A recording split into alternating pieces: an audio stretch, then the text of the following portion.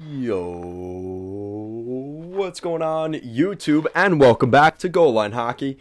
It's your boy Kevin Forte, and we have to go over the Dallas Stars. This could be a huge NHL trade deadline for the Dallas Stars. They may be the highlight of this year's deadline because, well, the Dallas Stars could be going in a different direction this summer, and it may start at this year's trade deadline. So we'll be going over that in today's video. So the key thing we have to look at here is three particular players this summer that are unrestricted free agents for the Dallas Stars, and they likely will not be re-signing with the Dallas Stars. Now, there is an argument to be made for one of these guys that they may come back to Dallas, but other than that, the other two, it pretty much looks like a for sure gone conclusion that they will be out of the Lone Star State this summer. The first one we're going to go over is Alexander Rajulov. Rajulov has been with the organization for a couple of years now. He was a part of a trade with the Dallas... Oh, no. Maybe not. I don't remember, but he was a part of the Canadiens, right? When he came back from the KHL, and he ended up going to Dallas. I don't remember if... I think he signed in Dallas. It was like a last-minute signing. I think the Habs had given him $6 million, and Dallas offered him $6.25.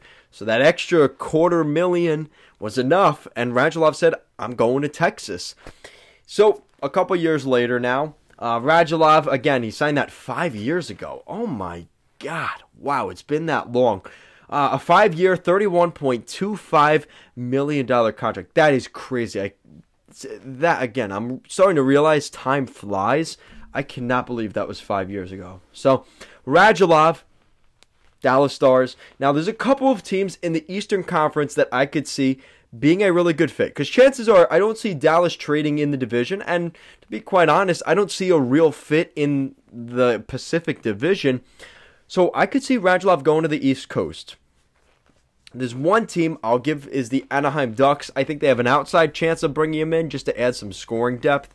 But they're firing on all cylinders right now. With Troy Terry, Trevor Zegras, and everybody else there, they don't even necessarily need Radulov. And they might not want to give prospects up quite yet. I think the Dallas Stars the Anaheim Ducks are still at the end stages of their rebuild. I don't think they're ready to give up an asset for Radulov quite yet, or at least not the value that some of these other teams in the Eastern Conference would be willing to give up. And some of those teams, the Washington Capitals, I think would be a nice fit. Again, we've seen the Capitals do this before. They brought in Ilya Kovalchuk at the trade deadline to play alongside Kuzi and Ovechkin, right? So there is definitely reason to believe that the Capitals, Brian McClellan and staff there could bring in a guy like Rajulov, and they aren't afraid to make big moves at the deadline. We saw it just last year. They brought in Anthony Mantha to add to that group with Tom Wilson, Ovechkin, Backstrom, Kuznetsov. They've got and that guy Ovechkin too, right? So Rajulov would be some secondary scoring on this team, a perfect fit with what they're trying to do. Now the Rangers are also on this list. I see the Rangers right now. They're at the top of the Metropolitan Division. How crazy is that? They're at the top of the division right now, and they're looking to add some scoring depth. And we've seen similar names in the vein of a guy like Phil Kessel with the Arizona Coyotes. And that has been the predominant name we've been hearing for the Rangers. But who's to say that Rajulov couldn't fit in that situation as well? He's got the experience. He's been in the NHL for a while. Again, he's a little bit on the older side. He's, I think, 35, 36 years old. But he could still contribute in the NHL. And I think Rajulov could be a pretty good fit with the Rangers. Again, with the role that he would be playing, there is a correlation there. The Pittsburgh Penguins also an interesting player here. Now, Jason Zucker did just come back healthy, and that may have been the spot that Radulov would have filled.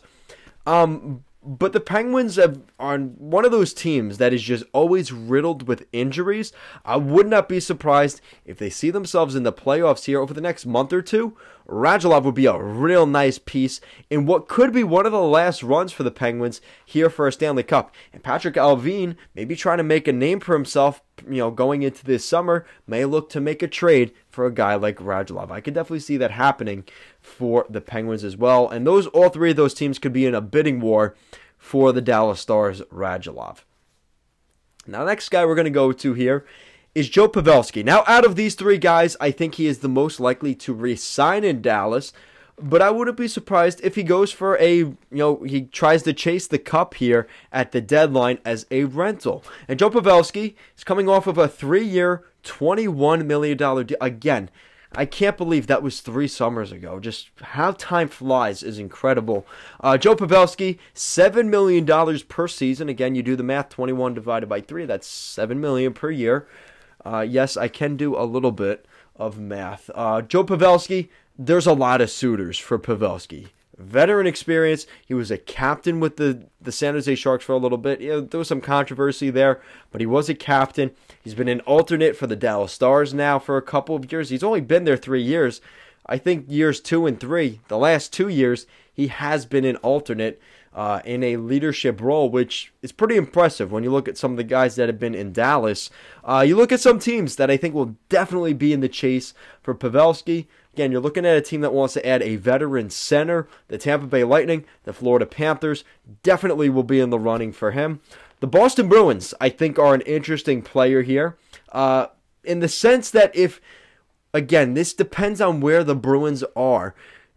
Are they a playoff team or are they a team on the outside looking in? If they're a team on the outside looking in, I could maybe see them staying away from that and maybe looking at kind of playing the process and focusing more of their attention on keeping a guy like Patrice Bergeron.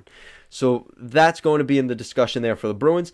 The Red Wings right now are on the outside of the playoffs looking in, but they're a team that needs a center. And if they want to get in that playoff chase, Steve Yzerman may be able to make a move with the Dallas Stars and Jim Nill to bring in Pavelski, a veteran guy. They haven't really added that guy. They lost a couple of those guys here recently. Darren Helm left the team, right? I think he went to San Jose or a team on the West Coast. So Darren Helm, a good player in that sort of role.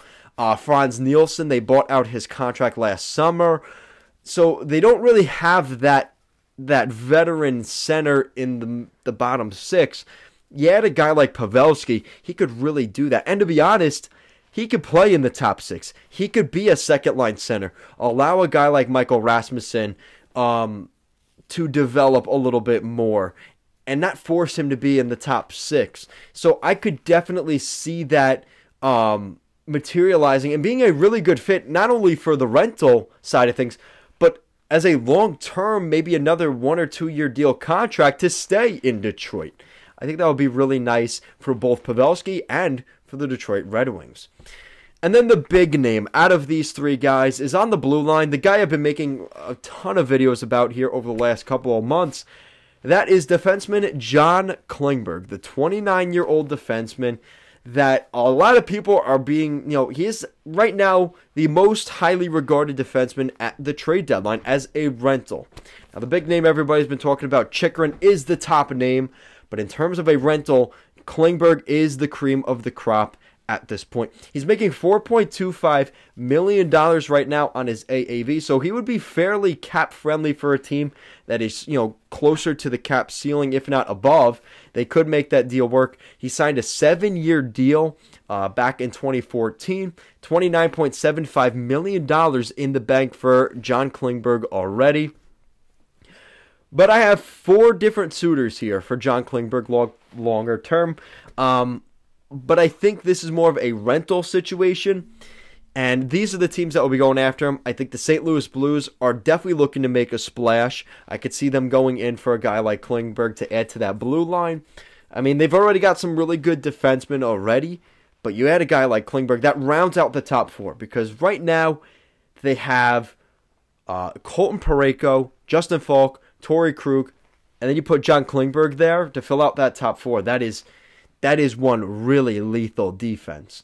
You're looking at the Los Angeles Kings. The Kings are maybe looking more toward the Chychrun route as they have more prospects. They're maybe looking at a little bit more of a long-term solution on the back end. But with Sean Walker out for the entire season, Drew Doughty's been in and out of the lineup due to injuries. They also lost, was it Cal Clegg to the Montreal Canadiens in waivers. They're looking for defense. And if they had a guy like Klingberg, again, more of a rental situation, but I could see the LA Kings maybe looking to go that route. again, a little bit cheaper. So if they're looking at in terms of cheap, they could do that. And obviously the Florida teams, again, the Tampa Bay Lightning and the Florida Panthers. Those are two very teams that are going to make a splash at the deadline. I could really see it. I think Tampa, based off of what they're doing, again, they're looking to three-peat. They're going to drop everything. They're going to give up limbs to keep this thing going. And Julian Breezeball could be looking at Dallas and asking Jim Nill, yeah, what's the price? I mean, the thing is, I've made a video already on this. They have a lot of good young players. And a lot of my Dallas fans, you guys have been saying in the comments, you would like to see more young scorers come in. A guy like Taylor Radish could be a great addition in that regard. Boris Kachuk, more of a power forward guy. But Tampa has those prospects that they can give up. So if they're willing to do it, there could definitely be a deal done there. I've heard for John Klingberg, and this is another video maybe I'll talk about, but Lundell, Spencer Knight, and a first-round pick could be the price tag. That could be really interesting for the Dallas Stars if they could get that much from the Florida Panthers as a rental. That would be really hard for the Dallas Stars to say no. So that is it for today's video. The direction of the Dallas Stars is going to be interesting over the next couple years because you look at their core guys, right? Tyler Seguin, Jamie Benn, Ben Bishop. There's going to be a lot of change to this team here. And I think this will be the beginning of the new direction in Dallas. I've already made a video on this, but we're starting to hear more trade chatter with things picking up. And like I said, they're still, the problem is you look at some of their contracts. Jamie Benn has 4 years left on that really gaudy $9.5 million contract. He's 32 years old. That's going to take him till he's 36. Tyler Seguin, he's got 6 years left. He'll be 35 at the end of that deal.